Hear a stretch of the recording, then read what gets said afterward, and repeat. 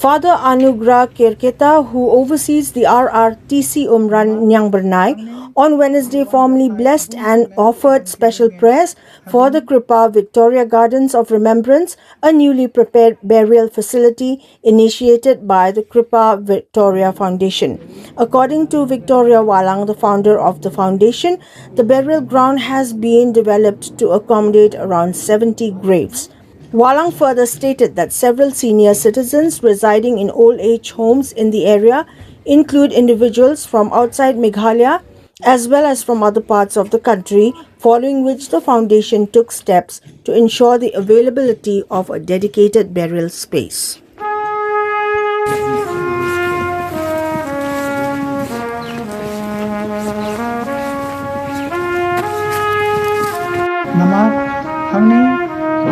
Thai bun ki met jong ki runget hadin balakut kalen tu jing em jong ki